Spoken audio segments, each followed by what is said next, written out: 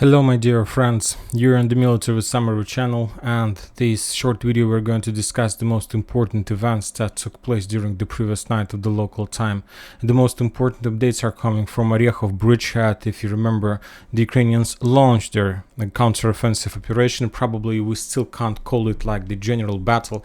Probably that was RECO in force, mainly on the western flank of Orechov bridgehead. And one more time I'll remind you that yesterday during the day the Ukrainians made a RECO in force on the Kamyansky bridgehead. The Ukrainians were using the forces of 128th Mountain Assault Brigade and 15th Operational Brigade National Guard. The Ukrainians first attacked the Russians in the small settlement Lapkova on the north of this area, on the north of Zherebyanki and Petykhatki. And the Russians are saying that as a result of fierce fightings, their commanders took a decision to step back and to leave this area. After that, the Ukrainians took a decision to advance further to the south, and they were stopped in the vicinity on the line between Lugovo, Zherebyanki and Petykhatki. And after a short fight in this area, the Ukrainians took a decision to step back, and they went back to the north. And there were no updates from the Russian side that they managed to return control over Lapkova, so probably we can say that currently this small settlement Lapkova is located in the gray zone, or at least under Ukrainian control. As a result of that RECO in force, the Ukrainians lost around 15 armored vehicles and something around 100 soldiers. During the previous day, the Ukrainians made massive assaults, massive storm operations on the south of Orechov. Mainly the Ukrainians were attacking the Russians' positions on the south of this yellow line that you will see right now on the map. So the Ukrainians were attacking in direction of small settlement Kopony. The Ukrainians were attacking in direction of small settlement Rabotyne, and the Ukrainians were trying to attack in advance their operation in direction of Novofyodorovka, Novopokrovka, those three directions. We received a lot of updates from this area. The Ukrainians were using the forces of 65th Mechanized Brigade to do for all those attacks, and the Russians are saying that there were at least a few waves of attack. The first one yesterday in the evening of the local time, and the second attempt the Ukrainians made at 4 a.m. of the local time. And currently, while making this video, I'm continue receiving updates that after those two waves where the Ukrainians were defeated, currently at 9 a.m. of the local time, the Ukrainians launched another third wave of attack exactly in this direction. For example, during the second wave on the south of Molotokmachka, when the Ukrainians were trying to attack in direction of Novofyodorovka and the fields between Rabotyne and Novopokrovka, the Ukrainians lost at least 10 tanks and 2 infantry companies in this area. And when talking about the direction of Rabotyne, the Russians are saying that Ukrainians were attacking using the groups of 40-60 soldiers, and they were trying to move along the roads and regular roads in this area. When talking about the western part of this area, the Ukrainians mainly were trying to capture and were trying to develop their bridgehead in the vicinity of the hills in this area. There is a hills, and as a result of those attacks, the Ukrainians managed to capture and establish control over this hill. Probably that hill was in the gray zone. Currently, this is the hill of 178.2 meters point hill. So this is the heaviest point in this area, and currently the Ukrainians managed to develop their bridgehead, and currently they are continue advancing to the south. I'm not sure, and it's very difficult to make any to talk anything about this operation, because when talking about the Ukrainians, they are not providing us any information. For some reason, they took a decision to continue a silence period, to keep silence about this operation. And the Russians are saying that all of those attacks were repelled by the Russians. But the thing that I know for sure, that as a result of those attacks from the north, from the Ukrainian forces, the Russians were forced to call reserves there, to use their tactical reserves from Tokmak. So, and this is like the fact that the Russians, they couldn't, that the forces of the first line of defense wasn't enough to stop the Ukrainian offensive operation. The Russians were forced to use their reserves. Furthermore, as soon as the Ukrainians discovered and saw that the Russians started using their reserves, the Ukrainians launched massive HIMARS attack in direction of Tokmak. So there was a massive attack in that direction. There were a lot of explosions explosions. The Russians are saying that they managed to shut down almost every single missile in that area.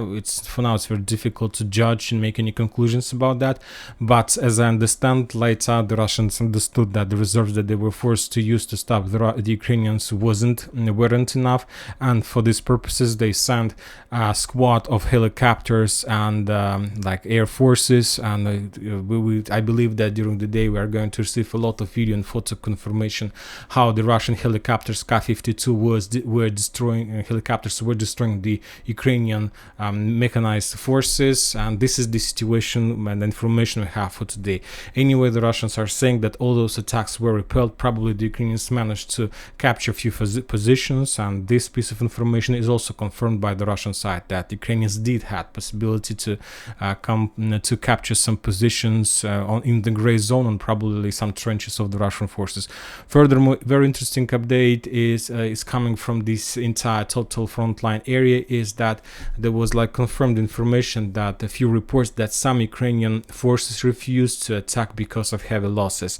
So we see that, and the Russians are saying that all these fields are full of bodies of Ukrainian dead soldiers. The Ukrainians are not counting losses, and probably that was the reason of that decision from the Ukrainian side. A very interesting update is coming from Kherson area. That's it about like Orekhov, but the battle hasn't finished yet. The Ukrainians launched their third wave, and probably during the day we're going to receive more updates about the clashes. Furthermore, as you can see, based on information we have, the Ukrainians just used 128th, 15th Operational Brigade, 65th Mechanized Brigade. They have redeployed in this area 33rd, 118th, and furthermore there is 116th and there is 117th Brigade that are still on their positions, and probably today these forces will launch their attack into this in the south direction.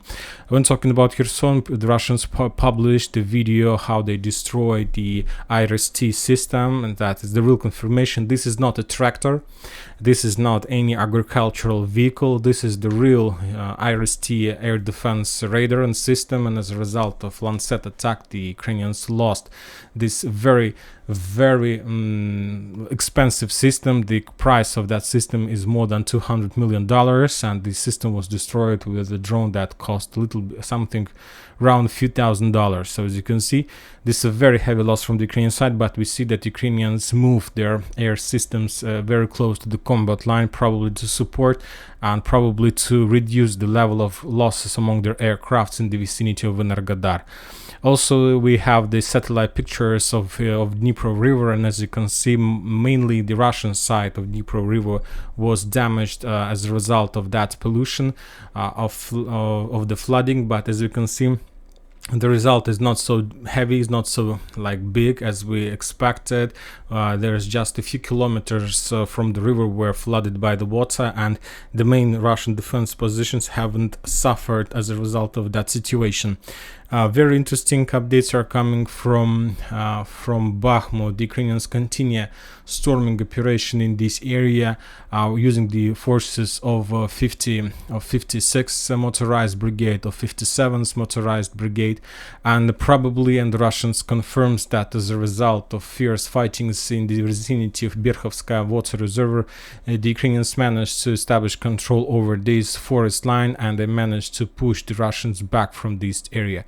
So currently this forest line is under complete Ukrainian control. So, and this is very powerful, very important defense positions, and currently the Ukrainians can use this area and these like positions to continue advancing to the east in direction of along this of course these railroad ways, and of course the main direction is to attack in direction of Yahidne, this settlement that located on the east of this lake and this forest line. So this is the situation about this territory. Furthermore, we have received finally we have received a real improvements that Ukrainians had a lot of very rich, very like developed system of tunnels underground in Bakhmut, and these are real videos, and as you can see, and the Russians are saying that that was the real reason why the Ukrainians were able to hold Bakhmut for so long time. They have a very developed network of underground connections, underground tunnels under Bakhmut in the vicinity proximity between Chasiv Yar and Bakhmut, and they were using those tunnels to supply and support Ukrainian forces in the citadel, in the western part of Bakhmut, and in the central Bakhmut as well. As you can see, these are very big tunnels, very big facilities in that area, and so on. Probably today the Ukrainians will continue advancing in the area of Bakhmut on the flanks, and they will increase the pressure on the southern one, and we are of course using the forces of 24th Mechanized Brigade. Also, the Russians are saying that to freeze and to pin down the Russian reserves, the Ukrainians will activate their offensive counter-offensive operation in Mariinka and in Avdiivka Bakhmut front line. Very interesting updates on the picture of this clashes on Orekhov area, where the Ukrainians are currently losing their potential and their forces.